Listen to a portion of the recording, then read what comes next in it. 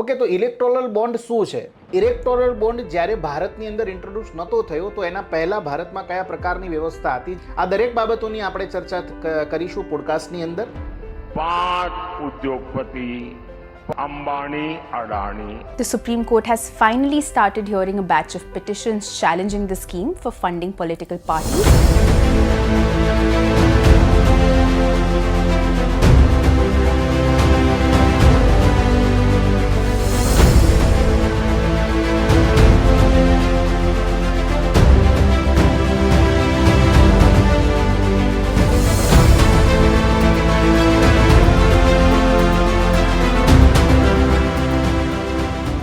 નમસ્કાર વિદ્યાર્થી મિત્રો, ધ્યેય લાઈવની આ યુટ્યુબ પ્લેટફોર્મમાં આપ સર્વેનું સ્વાગત છે.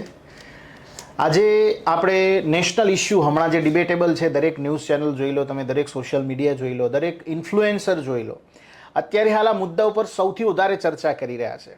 અને આ મુદ્દો છે એ આપણો થંબનેલ તમે જોયો હશે, જે છે ઇલેક્ટોરલ બોન્ડ. ઓકે, તો ઇલેક્ટોરલ બોન્ડ શું છે, એની દરેક પોઝિટિવ નેગેટિવ બાબતો. ઇલેક્ટોરલ બોન્ડ જ્યારે ભારતની અંદર ઇન્ટ્રોડ્યુસ નહોતો થયો તો એના પહેલાં ભારતમાં કયા પ્રકારની વ્યવસ્થા હતી, જે રાજનીતિક પાર્ટીઓ જે છે એ કોર્પોરેટ જોડેથી રૂપિયા લેતી હતી, આ દરેક બાબતોની આપણે ચર્ચા કરીશું પોડકાસ્ટની અંદર. મારી સાથે જોડાયા છે પાર્થ સોરઠિયા સર. આમ તમે બે કો ફાઉન્ડર છે ધ્યેય ઇન્સ્ટિટ્યૂટ એન્ડ ધ્યેય લાઈવ એપ્લિકેશનના. એ પોતે x inspector of state tax અને એક્સ ડેપ્યુટી સેક્શન ઓફિસર રહી ચૂકેલા છે, અને આ બાબતની આપણે જે છે ડિટેલમાં ચર્ચા કરીશું. તો પાર્થ સર, તમને મારો પહેલો પ્રશ્ન એવો છે કે આ ઇલેક્ટોરલ બોન્ડ છે શું? જે સામાન્ય જનતા આપણી જે જોઈ રહી છે, દર્શકો, એમને ખાલી સમજાવો કે ઇલેક્ટોરલ બોન્ડ શું છે, અને જ્યારે પણ ઇલેક્ટોરલ બોન્ડ ઇન્ટ્રોડ્યુસ થયા એ પહેલાં કયા પ્રકારની વ્યવસ્થા હતી જે પ્રાઇવેટ કંપનીઓ જોડેથી સરકાર અને રાજનીતિક પાર્ટીઓ જે છે ફંડ લેતી હતી? સાહેબ, ઇલેક્ટોરલ બોન્ડ જે છે આ વ્યવસ્થા શું છે પહેલાં આપણે એ સમજીએ. જનરલી કોઈ પણ લોકતંત્રની અંદર સરકાર ચલાવવા માટે શું જોઈએ તો કે ચૂંટણી દર 5 વર્ષે થતી હોય. કોઈ દેશની અંદર 4 વર્ષે થાય, કોઈ દેશની અંદર 5 વર્ષે થાય. તો હવે જે પોલિટિકલ પાર્ટી છે, તો પોલિટિકલ પાર્ટીને ચૂંટણી લડવી હોય તો કેમ્પેનિંગ કરવું પડે. યસ. પોતાની ઓફિસ સારી એવી બનાવવી પડે. યસ. પછી જે પોતાના જે કેન્ડિડેટ જે છે એને પ્રચાર માટે રૂપિયા આપવા પડે, ગાંઠિયાન ભજીયાન બધું ખવડાવવું પડે. રૂપિયા તો જોઈએ ને પોલિટિકલ પાર્ટીને. જો ઇલેક્શન લડવું હોય તો રૂપિયા જોઈએ. આ એક સિમ્પલ વસ્તુ છે, આ એક સિમ્પલ વાત છે. તો પોલિટિકલ પાર્ટી ને ચૂંટણી લડવા માટે રૂપિયા પહેલા આપવામાં આવતા હતા, પણ એ રૂપિયા કઈ રીતે હતા? કેશમાં આપવામાં આવતા હતા. બરાબર. બીજું, જે આ મની હતા, જે આ મની હતું એ કેશમાં તો આપવામાં આવતું હતું. અને ઘણા લોકો એવું પણ કહેતા હતા કે ઇલેક્ટોરલ જે ફંડિંગ થાય છે, આ જે કેમ્પેનિંગમાં એમાં જે પોલિટિકલ પાર્ટીને જે ફંડ કરવામાં આવે છે, એમાં બ્લેક મની જે છે ને એ જાય છે, કાળું નાણું જાય છે. બરાબર. કારણ કે આપને ખ્યાલ છે કે ભાઈ કેશથી તમે કોઈ વહીવટ કરો તો કેશમાં એક એવો સંદેહ રહેશે કે આ બ્લેક મની વાળું હશે. એટલે તમે જો અત્યારે જમા કરાવવા જાઓ ને 50,000 ઉપરની રકમ તો પાન કાર્ડ માગે તમારી પાસે. પાન કાર્ડ માગે છે કે ભાઈ 50,000 કરતાં વધારે જમા કરાવો તો પાન કાર્ડ. હવે આ વિચાર કોને આવ્યો સાહેબ? આ બજેટમાં વિચાર આવ્યો હતો. 2017-18ના બજેટમાં વિચાર આવ્યો કે આપણે એક ઇલેક્ટોરલ બોન્ડ જેવી એક વ્યવસ્થા લાવવી. જે તે સમયે અરુણ જેટલી હતા. અરુણ જેટલીએ પોતાની બજેટ સ્પીચમાં એક મુદ્દો નાખ્યો, ટ્રાન્સપરન્સી ઇન ઇલેક્ટોરલ ફંડિંગ. એટલે કે ઇલેક્ટોરલ જે ફંડિંગ થાય છે એમાં ટ્રાન્સપરન્સી, પારદર્શિતા કઈ રીતે લાવવી. તો એનો વિચાર એવો હતો કે કેશલેસ, ડિજિટલ ચેક દ્વારા તમે પોલિટિકલ પાર્ટીને ફંડ આપી શકો એવી કંઈક વ્યવસ્થા લાવવી. તો એણે સાહેબ વાત કરી ઇલેક્ટોરલ બોન્ડની. ઇલેક્ટોરલ બોન્ડ એટલે શું કે ધારો કે તમે એક નાના માણસ જ છો અને તમારે પોલિટિકલ પાર્ટીને 1,000 રૂપિયા જ આપવા છે, તો 1,000થી લઈ અને 1 કરોડ સુધીના ઇલેક્ટોરલ બોન્ડની વાત કરી કે આવા એક બોન્ડ હશે. પણ આમાં નવાઈની વાત એ હતી સાહેબ કે આ જે ઇલેક્ટોરલ બોન્ડ હતા, તો એ ઇલેક્ટોરલ બોન્ડની અંદર તમારે પરચેઝ કરવા હોય તો પરચેઝ એક જગ્યાએથી થતા હતા, સ્ટેટ બેંક ઓફ ઇન્ડિયા. બરાબર. અને સ્ટેટ બેંક ઓફ ઇન્ડિયા જે બ્રાન્ચ નક્કી કરે એ બ્રાન્ચમાંથી તમે ઇલેક્ટોરલ ફંડ જે છે લઈ શકતા હતા. બરાબર. આખા ભારતની લગભગ 5-6 બ્રાન્ચ નક્કી કરી હતી. ઓકે. હવે આમાં હતું કેવું સાહેબ, પહેલા કેવું હતું કે તમે 20,000 સુધીનું કેશ લિમિટ હતી કે ભાઈ 20,000 કરતાં ઓછા રકમનું દાન કરો છો. ઇલેક્ટોરલ બોન્ડથી કઈ રીતે આખું હું તમને એ સમજાવવા માંગુ છું, જે દર્શકો જોવે છે ને, કે 20,000 સુધીનું તમારું દાન હોય તો એ કેવું રહે, એનોનિમસ રહે. એનોનિમસ એટલે એનું નામ જાહેર થાય નહીં. ક્યાં સુધી? 20,000 સુધી. કોને પૈસા આપ્યા છે એ જાહેર નહીં થાય. યસ, કોને પૈસા આપ્યા એ જાહેર નહીં થાય. Okay. અને કયા પક્ષને આપ્યા એ જાહેર નહીં થાય. ક્યાં સુધી? 20,000 સુધી. તો સાહેબ આ તો આપણી બંધારણની અંદર જે આપણી અધિકાર આપણને આપવામાં આવેલો છે લોકોને, એનું ઉલ્લંઘન નથી એટલે આ લાગતું? પેલા હતું. હવે સાંભળો, પેલા હતું આ. Okay. હવે આ લોકોએ શું કર્યું? ઇલેક્ટોરલ બોન્ડના માધ્યમથી વિરોધ શું કામ થયો? Okay. ઇલેક્ટોરલ બોન્ડના માધ્યમથી એવું કર્યું કે 20,000 કરતા પણ ઉપર જો કોઈ રકમ, કોઈ બોન્ડ જે છે એ કોઈ જે છે એ કોર્પોરેટ ગ્રુપ અથવા કોઈ ઇન્ડિવિડ્યુઅલ આપશે તો પણ એનું નામ જાહેર નહીં થાય, પક્ષનું નામ નહીં ગુપ્ત જાહેર થાય. રાખવામાં આના માટે એમણે જે તે સમય સ્પીચ આપી ત્યારે વાત કરી, right to secrecy, right to privacy. એ ઇન્ડિવિડ્યુઅલ વ્યક્તિ જે દાન કરે છે એનો પણ અનુચ્છેદ 21 અંતર્ગત રાઇટ ટુ પ્રાઇવસી છે કે તમે એનું નામ જાહેર ના કરો. હવે આ એક મુદ્દો અરુણ જેટલી લાવ્યા કે ભાઈ 20,000 કરતાં વધારે હશે તોય નહીં. બીજું એમણે શું કીધું સાહેબ? પેલા આનું એક પોઝિટિવ પાસું પણ કહું. પેલા પોલિટિકલ પાર્ટીને અલગ અલગ લોકો કેશમાં દાન કરતા હતા, તો એ લોકો શું કરે? બિલ કેટલાનું બનાવે? 19,999. એ જાહેર કરવાનું નથી. યસ. એટલે એ લોકો શું કરે કે કોઈ કદાચ કોર્પોરેટ ગૃહ એને 1 કરોડનું દાન કરતું હતું ને તો એની સ્લીપો કેટલાની બનતી હતી? 19,999. 19,999 એ તો જાહેર નથી થવાનું. બરાબર. કેશમાં દાન આવે તો એ જાહેર નથી થવાનું. 19,999. પછી આ લોકોએ એવું કીધું કે 2,000 કરતા વધારે જો તમારે કેશમાં દાન કરવું હોય તો કેમાં કરી શકશો? તમે બોન્ડ જ લેવા પડશે ફરજિયાત. અને બોન્ડ 1,000 થી લઈને 1 કરોડ સુધીના મળે. હવે સાહેબ આમાં નવાઈની વાત એ છે, હકીકતમાં એવું છે, આરબીઆઈનો એક એક્ટ છે સાહેબ, 1934નો એક્ટ છે આરબીઆઈનો. એ એક્ટ એવું કહે છે કે તમારે કોઈ બોન્ડ ઇસ્યુ કરવા હોય તો બોન્ડ ઇસ્યુ માત્ર ને માત્ર આરબીઆઈ કરી શકે. બરાબર. હવે અહીંયા પાવર તમે કોને આપી દીધો? સ્ટેટ બેંક ઓફ ઇન્ડિયાને આપી દીધો પાવર. એટલે આરબીઆઈના પાવર તો તમે લઈ લીધા. બોન્ડ એટલે એક પ્રોમિસરી નોટ છે. આપને ખ્યાલ છે સાહેબ, તમે તો ઇકોનોમી ભણાવો એટલે તમને ખ્યાલ છે કે બોન્ડ જ્યારે તમે પ્રકાશિત કરો તો બોન્ડમાં ઇન્ટરેસ્ટ મળે. પણ આ બોન્ડની નવાઈની વાત છે કે ઇન્ટરેસ્ટ ફ્રી બોન્ડ, આમાં કોઈ વ્યાજ મળે. વિદ્યાર્થી મિત્રો, બોન્ડનો જનરલી અર્થ એવો થાય છે કે ડબલ સાઇડ ટ્રાન્ઝેક્શન થતા હોય. Yes. જ્યારે સરકારને નાણાંની જરૂર પડે છે ત્યારે આરબીઆઈ એ સરકાર વતી અલગ અલગ પ્રકારના બોન્ડ જે છે એ 1 વર્ષથી લઈને એને જે પણ સમયગાળા માટે નાણાંની જરૂર હોય બહાર પાડતી હોય છે. એટલે સરકાર જે છે એને વ્યાજ સહિત એ સમયગાળા દરમિયાન જે બોન્ડ લીધા છે એના પૈસા એ પરત કરતી હોય છે. એટલે કે અહીંયા ડબલ સાઇડ ટ્રાન્ઝેક્શન થાય છે. તમે સરકારને રૂપિયા આપો છો તો સરકાર થોડાક સમય પછી રૂપિયા તમને પરત આપે છે. પણ ઇલેક્ટોરલ બોન્ડ છે that is not a dual side transaction, it is a single side transaction. કે ભાઈ જે પ્રાઇવેટ કંપની છે એ સરકારને રૂપિયા આપે છે, પણ એ રૂપિયા સરકારને નહીં પણ રાજનીતિક પાર્ટીને આપે છે, પણ એ રૂપિયા પરત આવતા નથી. રાજનીતિક પાર્ટી છે એ રૂપિયાનો ઉપયોગ કરે છે પોતાના ચૂંટણી ખર્ચ દરમિયાન.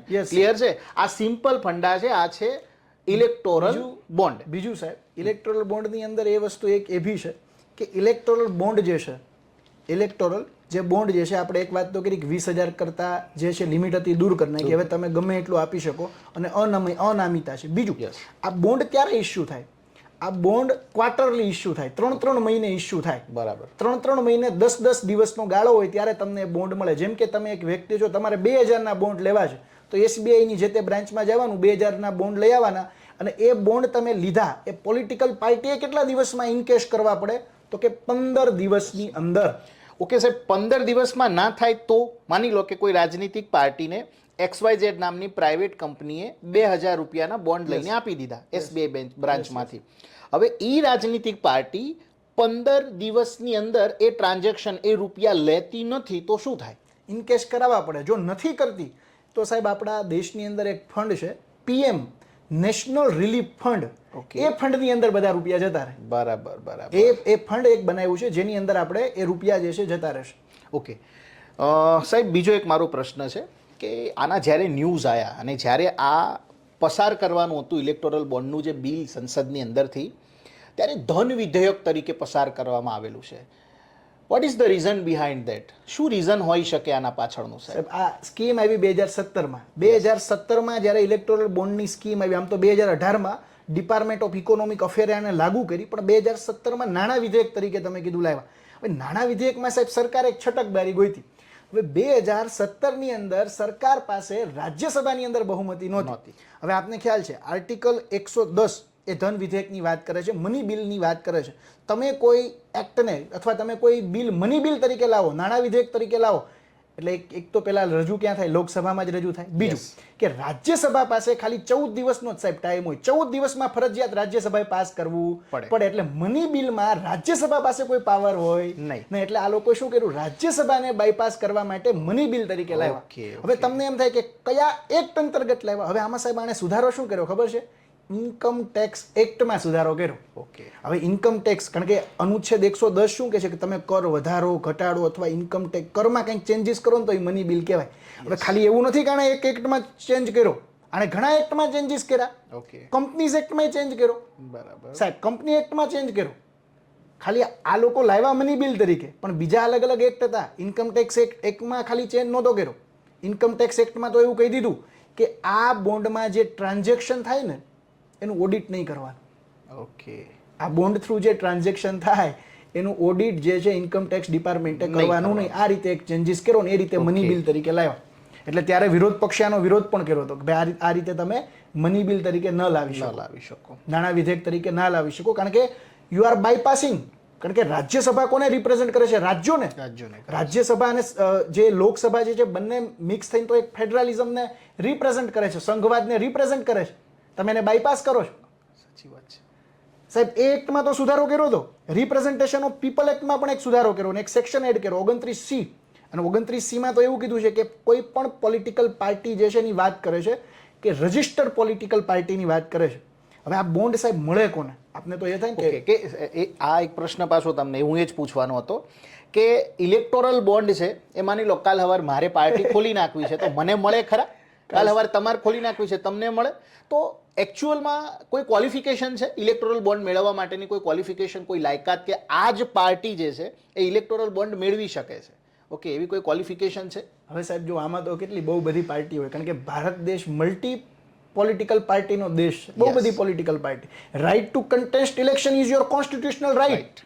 તમને ચૂંટણી લડવાનો અધિકાર, જે રીતે રાઇટ ટુ વોટ એ તમારો કોન્સ્ટિટ્યુશનલ રાઇટ છે, એ રીતે right to contest election is your constitutional right, બંધારણીય અધિકાર છે. એટલે તમે એમ કાલ સવારે આપણે બે ભેગા મળીને ગાંધીનગરમાં એક પાર્ટી બનાવીએ પણ આપને નહીં મળે બોન્ડ, કારણ કે આ સાહેબ એને જ મળશે. એક તો ઇલેક્શન કમિશન દ્વારા તમારી નોંધણી થયેલી હોવી જોઈએ. રિપ્રેઝેન્ટેશન ઓફ પીપલ એક્ટના 29C અંતર્ગત તમારી નોંધણી થયેલી હોય તો જ મળે. ને બીજી લાયકાત છે કે લોકસભા અથવા વિધાનસભાની કોઈ ચૂંટણી હોય તો તમારી પોલિટિકલ પાર્ટીને, જે પોલિટિકલ પાર્ટીને ઇલેક્ટોરલ બોન્ડથી ફંડ જોઈએ છે એ પોલિટિકલ પાર્ટી જે છે સાહેબ એને 1% વોટ મળેલા હોવા જોઈએ.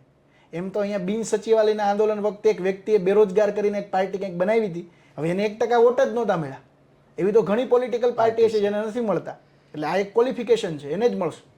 ઓકે, તો સાહેબ આપણે અત્યારે હાલ વાત કરી કે ફાઇનાન્શિયલ ટ્રાન્સપરન્સી માટે ઇલેક્ટોરલ બોન્ડને લાવવામાં આવેલા. પહેલાં કેશની અંદર આનો વ્યવહાર થતો હતો, તો બ્લેક મની ને બધું જે છે વ્હાઇટ થતું ને આ બધું થતું હતું. ઓકે, પણ તાજેતરમાં સુપ્રીમ કોર્ટે એના વર્ડિક્ટમાં આને ગેરબંધારણીય જાહેર કર્યું છે. કેમ જાહેર કર્યું? શું કારણ છે? અત્યાર ઘડી તો નહોતું જ બરાબર, પણ હવે એને અનકોન્સ્ટિટ્યુશનલ જાહેર કર્યું છે. એનું શું કારણ છે? સાહેબ આ લોકો ઇલેક્ટોરલ બોન્ડ લાવ્યા ને એની પાછળનું એક કારણ એ જ હતું. જો ઇલેક્ટોરલ બોન્ડ લાવ્યા એનો ઉદ્દેશ્ય તો બ્લેક મનીને અટકાવવું. જે બ્લેક ધન જે છે, કાળું નાણું જે પોલિટિકલ પાર્ટી જે છે એની પાસે આવે છે એનાથી ચૂંટણી લડે છે તો ઓબ્વિયસલી કરપ્શન થયું, પોલિટિકલ કરપ્શન થયું, રાજનૈતિક ભ્રષ્ટાચાર થયો એક પ્રકારનો. તો આના માટે જ આ લોકો લાવ્યા હતા. હવે આ વસ્તુ તો મેટર ગઈ સાહેબ. આ પિટિશન આજે ફાઇલ નથી થઈ. આ પિટિશન સાહેબ જેવા ઇલેક્ટોરલ બોન્ડ આવ્યા ને એ વખતે એક એસોસિએશન કામ કરે છે, એક NGO છે ADR, association four democratic reform. તો ADR એ PIL ફાઇલ કરી સુપ્રીમ કોર્ટમાં અને એ જજમેન્ટ 2024માં આવ્યું, ADR વર્સિસ ભારત સંઘ કેસ. ઓકે, અને 5 જજોની બેચ હતી, એનોનિમસલી ચુકાદો આપ્યો, એટલે સર્વસહમતિથી ચુકાદો આપ્યો કે ઇલેક્ટોરલ બોન્ડ ઇઝ અનકોન્સ્ટિટ્યુશનલ. હવે કયા કારણોથી એમણે કીધું કે આ ગેરબંધારણીય છે? ઓકે સાહેબ, આમાં કેવું હોય કે કોઈ કોના વિરુદ્ધ કેસ હતો? તો કે ભારત સંઘ, એટલે સરકાર વિરુદ્ધ હતો. તો સરકાર વિરુદ્ધ હોય તો જાય કોણ? સરકારના વકીલ. હવે આ વિદ્યાર્થી મિત્રોને એક મારો પ્રશ્ન છે, સરકારના વકીલ કોણ? એટર્ની જનરલ અથવા એડવોકેટ જનરલ ત્યાં હોય તો, અથવા સોલિસિટર જનરલ, કોઈ પણ ત્યાં જઈ શકે, અથવા એના કોઈ બીજા સરકારી વકીલ હોય એ. જેવો કેસ, આ તો મોટો કેસ હતો, એટલે સરકારે પક્ષ એવો રાખ્યો સાહેબ કે ફંડામેન્ટલ રાઇટ એબ્સોલ્યુટ નથી. હવે આમાં હતું કેવું કે right to information is your fundamental right. માહિતી મેળવવી એ તમારો 19(1) અંતર્ગત શું છે? મૂળભૂત અધિકાર છે. ઓબ્વિયસલી છે. સામે સરકાર એવું કહે છે કે રાઇટ ટુ પ્રાઇવસી, નિજતા એ પણ મૂળભૂત અધિકાર છે. બંને વચ્ચે કોન્ફ્લિક્ટ થયા. સુપ્રીમ કોર્ટ આ મુદ્દાને લઈને આવી. બીજું સાહેબ, fair and free election is a basic structure of our constitution. આવું જ રાજનારાયણ વર્સિસ ઇન્દિરા ગાંધી કેસમાં સુપ્રીમ કોર્ટે કીધું હતું કે આ મૂળભૂત ઢાંચો છે અને પાર્લામેન્ટ પાસે, સંસદ પાસે અથવા કારોબારી પાસે કોઈ એવો અધિકાર નથી કે મૂળભૂત ઢાંચાનું ઉલ્લંઘન કરે. મૂળભૂત ઢાંચાનું ઉલ્લંઘન ના કરી શકો, નહીંતર તો બંધારણની કોઈ વેલ્યુ જ ના રહે. બંધારણ તો તમે મજા આવે ત્યારે બદલી નાખો. તો free and fair election is a basic structure of our constitution. તો સુપ્રીમ કોર્ટને એવું લાગ્યું કે આમાં જે ફેર એન્ડ ફ્રી ઇલેક્શન થવાની જે પદ્ધતિ જે છે એને નુકસાન થશે. એ કઈ રીતે એ પણ હું તમને સમજાવું. પેલું સુપ્રીમ કોર્ટે રીઝન એ આપ્યું કે ભાઈ right to know is a basic right અથવા એ ફંડામેન્ટલ રાઇટ છે કોનો? સિટીઝનનો. હવે તમે આમાં શું કરો છો કે કોઈ પણ ગમે એટલા ફંડ પણ તમે સિટીઝનને ઇન્ફોર્મેશન નથી આપતા. આપે છે સિટીઝનને ઇન્ફોર્મેશન એનોનિમસલી. સાહેબ આમાં નવાઈની વાત તો એ હતી, તમને જાણીને નવાઈ લાગશે કે 99% ફંડિંગ એ 10 લાખના બોન્ડ અને 1 કરોડના બોન્ડથી આવ્યું છે. એટલે આ શું બતાવે? આ બતાવે છે શું? સુપ્રીમ કોર્ટે એક વર્ડ અહીંયા યુઝ કર્યો, ક્વિડ પ્રો ક્વો. આ એક ફોરેન વર્ડ છે. ક્વિડ પ્રો ક્વોનો મતલબ સાહેબ એવો થાય ગીવ એન્ડ ટેક, આપો અને લ્યો. ચંદા લો ધંધા દો. ચંદા લો ધંધા દો, ચંદા દો ધંધા લો, આ એના જેવું છે. એટલે આમાં કેવું છે, સુપ્રીમ કોર્ટને એક શંકા ગઈ કે ક્વિડ પ્રો ક્વો. હકીકતમાં કેવું હોય કે તમારું પોલિટિકલ, તમે કોઈ રાજનૈતિક પક્ષ સાથે જોડાણા છો તો તમે સપોઝ દેટ કોઈ પણ પોલિટિકલ પાર્ટીને વોટ આપી શકો, એનું સમર્થન કરી શકો. પણ અહીંયા એ સાબિત નથી થતું, કારણ કે 99% ફંડ તો જે લોકોએ 10 લાખ ને 1 કરોડનું દાન કર્યું છે એને મળ્યા છે.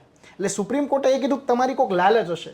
એ જે વ્યક્તિ જે છે એની કંઈક લાલચ હશે, કોર્પોરેટ ગ્રુપની કંઈક લાલચ હશે. શું કામ? એને ટેન્ડર જોતું હશે, એને કોન્ટ્રાક્ટ જોતા હશે. આની નેગેટિવ ઇમ્પેક્ટ આ પણ છે સાહેબ કે ઘણી એવી કંપનીઓ છે કે જે ઓલરેડી બ્લોક કરેલી હતી જે તે ગવર્મેન્ટ દ્વારા. એ કંપનીઓને ફરીથી કન્સ્ટ્રક્શનના ઓર્ડર આપવામાં આવે છે જો એ લોકો આની અંદર ઇલેક્ટોરલ બોન્ડ આપે છે. એ પ્રકારના પણ આપણે ઘણા બધા ન્યૂઝ આર્ટિકલ જોયા છે. જેમ કે આપણે હમણાં ઉત્તરાખંડની અંદર પેલી ટનલ ફસાઈ ગઈ હતી, એ જે કંપની છે એ કંપની બ્લોક છે ઓલરેડી. ઓકે, તો એ કંપનીને કન્સ્ટ્રક્શનનો ઓર્ડર આપવામાં આવે છે. તો આવી તો ઘણી કંપનીઓ છે, ગુજરાતની પણ એવી 2-3 કંપનીઓ છે. તો આ એની એક નેગેટિવ ઇમ્પેક્ટ પણ છે. પણ મારો હવે પ્રશ્ન સાહેબ તમને એવો છે કે ચાલો ઇલેક્ટોરલ બોન્ડની જે પદ્ધતિ છે, જે સુવિધા છે, એ તો હવે સાઈડમાં જઈ ગઈ, અનકોન્સ્ટિટ્યુશનલ જાહેર કરી, એટલે હવે એ તો કન્ટિન્યુ નહીં થાય નેક્સ્ટ ઇલેક્શન. બીજું સાહેબ હજી આમાં હું તમને કહું કે બીજું અનકોન્સ્ટિટ્યુશનલ કરવાનું કારણ જો શું હતું એ કહું. હવે સુપ્રીમ કોર્ટે એવું કીધું કે કંઈ વાંધો નહીં, 20,000 કરતાં ઓછું ફંડિંગ હોય એ તો તમે અનામિતા રાખો તો ચાલે. કારણ કે આમાં સાહેબ બીજો પણ એક પ્રશ્ન આવે. કાલ સવારે તમે ફંડ, તમારું નામ જાહેર થઈ ગયું કે અનિલ ચૌધરી સાહેબે કોઈ પક્ષને 1 લાખ રૂપિયા આપ્યા છે, તો હવે એ પાર્ટી સત્તામાં નથી આવતી તો તમને એવું બને ને કે જે સત્તામાં જે પાર્ટી છે તમને નુકસાન કરે. એવું બની શકે કે ના બની શકે? બની શકે. બીજું, right to privacy is your also fundamental right. તો સુપ્રીમ કોર્ટે એવું કીધું કે પોલિટિકલ તમારું જે જોડાણ જે છે કોઈ પક્ષ સાથે એ 20,000 સુધી લિમિટ હોય, પણ 20,000 કરતાં વધારે તમે એમાં પણ એનોનિમિટી નાખો છો, એમાં પણ અનામિતા નાખો છો, આ રાઇટ ટુ ઇન્ફોર્મેશન જે છે ને એનું વાયોલેશન છે. બીજું કે જે એમણે વાત કરી, કારણ કે સાહેબ બીજું એ હતું કે પહેલાં કેવું હતું, પહેલાં જે ફંડિંગ આપવામાં આવતું હતું એમાં એવું હતું, કંપનીઝ એક્ટમાં જ કીધું છે, આર્ટિકલ 181માં કંપનીઝ એક્ટમાં, કે તમારો 3 વર્ષનો એગ્રીગેટ પ્રોફિટ જો 7.5% કરતાં વધારે હોય, અથવા તમારો જે પ્રોફિટ જે છે એની એક લિમિટ હતી, એક કેપ હતું કે તમારી કંપનીનો જે સરેરાશ નફો એની 7.5% કરતાં વધારે તમારે પોલિટિકલ ફંડિંગ આપવાનું નથી. એ તો અહીંયા કાઢી નાખ્યું. લોસ કંપની કરતી ફંડિંગ આપે છે. જે કંપની લોસ કરે છે એ ફંડિંગ આપશે. શું કામ? એને ટેન્ડર જોતું હશે. રાઈટ, ખ્યાલ આવે છે? ઘણી કંપનીઓ એ રીતે આપ્યું છે. તો હવે અહીંયા પોલિસી કોના ફેવરમાં બનશે? લોકોના ફેવરમાં બનશે કે કંપનીના ફેવરમાં? એક પ્રશ્ન જ ચિહ્ન થાય સાહેબ. ક્રોનિક કેપિટાલિઝમ, આના માટે એક શબ્દ છે ક્રોનિક કેપિટાલિઝમ. યસ, સાચી વાત છે તમારી. રાઈટ. ઓકે સાહેબ, મારો એક બીજો પ્રશ્ન છે તમને કે હવે આ તો અનકોન્સ્ટિટ્યુશનલ જાહેર થઈ ગયું, એટલે હવે આવતી જે પણ ઇલેક્શન હશે ત્યાં ઇલેક્ટોરલ બોન્ડ તો હશે જ નહીં. તો એવી કોઈ બીજો વિકલ્પ છે આજે પ્રાઇવેટ કંપનીઓ પાસે કે રાજનીતિક પાર્ટીઓને પોતાનું ફંડ પૂરું પાડી શકે? એવો કોઈ અનધર એની કોઈ વિકલ્પ છે બીજો કોઈ? હા સાહેબ, એમાં ઘણી અલગ અલગ સમિતિની પણ રચના થઈ હતી. એમાં એક સમિતિ હતી ઇલેક્ટોરલ રિફોર્મ્સ માટે, એક સમિતિ બની હતી, ઇન્દ્રજીત ગુપ્તા સમિતિ. ઓકે, ઇન્દ્રજીત ગુપ્તા સમિતિએ એક કન્સેપ્ટ આપ્યો. ઇન્દ્રજીત ગુપ્તા સમિતિએ નેશનલ ઇલેક્ટોરેટ ફંડ. એમણે એવું કીધું હતું કે એક નેશનલ ઇલેક્ટોરેટ ફંડ બનાવો એક ફંડ જ, એક સંસ્થા જ બનાવી નાખો કે તમારે ધારો કે 10 રૂપિયાનું દાન કરવું છે, મારે 50 રૂપિયાનું કરવું છે, કોઈ અંબાણી કે અદાણી છે એને 1 કરોડનું દાન કરવું છે, તો બધું ફંડ કેમાં જાય? નેશનલ ઇલેક્ટોરેટ ફંડમાં જાય. બરાબર. હવે જ્યારે ચૂંટણી આવે છે ત્યારે જ શું કરવાનું? તમારે ફંડિંગ આપવાનું. કોને આપવાનું? પોલિટિકલ પાર્ટીને. પણ કેના આધારે આપવાનું? એના પાસ્ટ પરફોર્મન્સના આધારે આપવાનું. કે આગળમાં એને લેજિસ્લેટિવ એસેમ્બલીમાં એનું પરફોર્મન્સ કેવું હતું, લોકસભામાં એનું પરફોર્મન્સ કેવું હતું, એના આધારે તમારે ફંડિંગ આપવાનું. બીજું સાહેબ, જર્મનીની અંદર અને બીજા એવા કેટલાક દેશો છે જ્યાં સ્ટેટ ફંડિંગનો કન્સેપ્ટ છે. State funding, state sponsor funding. બરાબર. લોકોએ કે કોર્પોરેટ ગ્રુપે કોઈ ફંડ આપવાનું જ નહીં. ફંડ કોણ આપે? રાજ્ય આપે. રાજ્ય પાસે રૂપિયા તો હોય જ ને, કોન્સોલિડેટેડ ફંડ ઓફ ઇન્ડિયામાં રૂપિયા છે જ. તો એ કોન્સોલિડેટેડ ફંડ ઓફ ઇન્ડિયામાંથી રૂપિયા આપવાના, એનું નિયમન કોણે કરવાનું? ઇલેક્શન કમિશન ઓફ ઇન્ડિયાએ કરવાનું. અને એ રીતે રૂપિયા આપવાના કે જે પોલિટિકલ પાર્ટીનું પરફોર્મન્સ સારું હોય એને વધારે રૂપિયા આપવાના, જેનું ખરાબ હોય એને ઓછું આપવાનું. એ રીતે ડિસ્ટ્રીબ્યુટ કરવાનું કે આનાથી સાહેબ પોલિટિકલ કરપ્શન ના થાય, રાજનૈતિક ભ્રષ્ટાચાર ના થાય. સાહેબ, ફ્રાન્સે 1995માં એવો એક પસાર કર્યો કે 6000 કરતાં તમે કોઈ પણ કોર્પોરેટ કંપની, કોઈ ઇન્ડિવિડ્યુઅલ પોલિટિકલ પાર્ટીને ફંડ ના આપી શકે. 6000 કરતાં વધારે આપવાનું જ નહીં. ઓકે. કારણ કે આનાથી તો ક્રોનિક કેપિટાલિઝમ ક્રિએટ થાય છે સાહેબ. આ એક મુદ્દો છે. બીજું સાહેબ, હજી હું તમને એમ કહું કે આમાં કેવું છે, આ જે પોલિટિકલ પાર્ટી જે ફંડિંગ લે છે એનું કોઈ ઓડિટ નથી થતું. લ્યો, હકીકતમાં તો પોલિટિકલ પાર્ટી જે છે બહુ બધા લાભ લે છે. આપને ખ્યાલ છે એન્ટી ડિફેક્શનનો લો છે, તો તમે, અને દરેક પક્ષનો પોતાનો ઘોષણાપત્ર હોય. અત્યારે લોકો વોટ કેના આધારે આપે છે? ઘોષણાપત્ર. મોદી સાહેબનો પોતાનો ઘોષણાપત્ર હોય, કોંગ્રેસનો પોતાનો ઘોષણાપત્ર હોય. એટલે પોલિટિકલ પાર્ટીનું વર્ચસ્વ તમે જુઓ. બીજું કે કોઈ રિપ્રેઝેન્ટેટિવ છે, એ ચાહે લોકસભામાં હોય, વિધાનસભામાં હોય, એ ધારો કે પક્ષની વ્હીપનું ઉલ્લંઘન કરે છે, તો એન્ટી ડિફેક્શન લો અંતર્ગત એ શું થશે ખબર છે? ગેરલાયક થશે. હકીકતમાં તો પાર્ટી પોલિટિક્સ છે, પણ નવાઈની વાત સાહેબ એ છે કે ભારતમાં આજે રાજનૈતિક પક્ષો રાજ્યની વ્યાખ્યામાં નથી. રાજ્યની વ્યાખ્યામાં નથી એટલે એનું ઓડિટ થતું નથી. તો મારો તો સાહેબ એવી એક નમ્ર વિનંતી છે, અને આ લો કમિશને કીધું હતું કે પહેલાં તો પોલિટિકલ પાર્ટીને રાજ્યની વ્યાખ્યામાં લાવો. ઓકે. સ્ટેટની ડેફિનેશનના અંડરમાં લાવો. અનુચ્છેદ 12 અંતર્ગત રાજ્યની વ્યાખ્યામાં લાવો. ઓડિટ નહીં થાય, ટ્રાન્સપરન્સી જ નહીં આવે, કારણ કે ઓડિટ થતું જ નથી. કેગ દ્વારા જો ઓડિટ થાય સાહેબ, તો કંઈક ભ્રષ્ટાચાર ને એ બધું થાય છે, બહાર આવે. નહીતર તો આ પોલિસી, આપણો જે ઉદ્દેશ છે કલ્યાણકારી રાજ્યની સ્થાપના કરવી, કે દરેક લોકોના હાથમાં કામ હોય, દરેક લોકો જે છે એને રોટી, કપડાં, મકાન મળે, ડોર સ્ટેપ ડિલિવરી મળે, ઇન્ટરનેટ જેવી સુવિધા મળે. કારણ કે હવે એવી જરૂરિયાત છે. Internet access is a fundamental right. એ ક્યારે મળશે? કે જ્યારે ભ્રષ્ટાચાર અટકશે ત્યારે. અહીંયા તો સરકારની જે નીતિ બનશે, આ રીતે જો થશે તો દરેક સરકાર, કોઈ પણ સરકાર હોય, એની નીતિ સાહેબ સિટીઝન સેન્ટ્રિક નહીં બને, લોક કેન્દ્રિત નહીં બને, હિતોના સંઘર્ષ થશે. એટલા માટે supreme court is a guardian of our fundamental right. Supreme court guardian છે, વાલી છે, રખેવાળ છે. ને એટલા માટે સાહેબ એને ઇલેક્ટોરલ બોન્ડ જે છે ને ગેરબંધારણીય જાહેર કર્યા કે ખાલી રાઇટ ટુ. અને બીજું સાહેબ, એમને સુપ્રીમ કોર્ટે જ્યારે જજમેન્ટ ડિલિવર કર્યું ને ત્યારે એને બહુ સારી વાત કરી હતી. એ હું થોડુંક તમને કહી દઉં. હકીકતમાં કેવું હોય કે ફંડામેન્ટલ રાઇટ એબ્સોલ્યુટ નથી. તમારા કે મારા જે મૂળભૂત અધિકારો જે છે એ એબ્સોલ્યુટ તો નથી, પૂર્ણતઃ તો નથી. ક્યાંક અપવાદ મૂકેલા છે. અપવાદ મૂકેલા જ છે. હવે અહીંયા આર્ટિકલ 19 એ અંતર્ગત રાઇટ ટુ નો જાણવાનો તમને અધિકાર છે. પણ સરકારે એવું કીધું કે આર્ટિકલ 19(2) પણ છે, રિઝનેબલ રેસ્ટ્રિક્શન્સ, વ્યાજબી નિયંત્રણ.